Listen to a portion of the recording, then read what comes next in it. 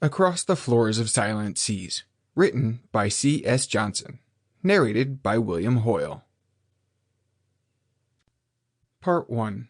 He knew he was in trouble the second before it happened. Everything had been going along well for J. Bishop and his assignment up until that point. He even would have said things were going swimmingly if he'd been asked, just to irritate Noelani.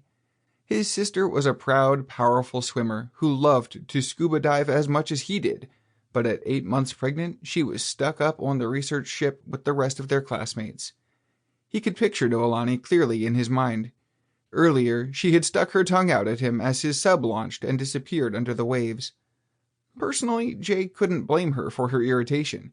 As he started to make his way across the ocean floor, slinking his way some 60 feet below sea level, he thought about the dry, data-centric conversations the other doctoral candidates were likely having over their measurements and charts. He knew he had escaped the cold, hard world of facts for one of wonder and discovery.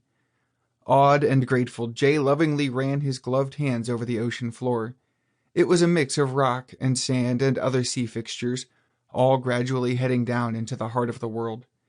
He watched as small amounts of sea dust shifted at his movements. He smiled, full of childish wonder, as the little twists and spirals reflected back rainbows against the blurry blue darkness. Following the trail of dancing dust, Jay turned his gaze upward toward the surface. He could no longer see the outline of the Pedro, even though he knew it was there.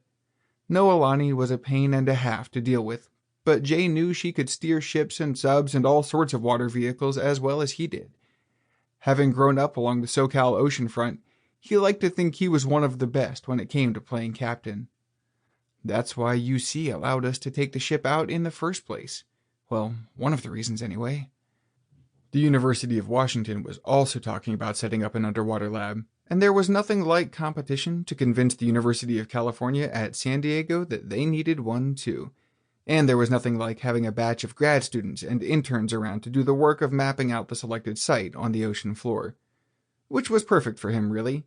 Jay was out along the Middle American Trench, the furthest ends of the Ring of Fire, planting data receptors and taking measurements across the sea floor, all while testing the new super scuba suit that allowed for deeper diving, and getting college credit for it. Jay loved his work, and if he was given the chance to take over Noelani's diving assignments, that only added to the overall glory. A small laugh escaped him as he began setting up the first data receptor inside a rocky fissure.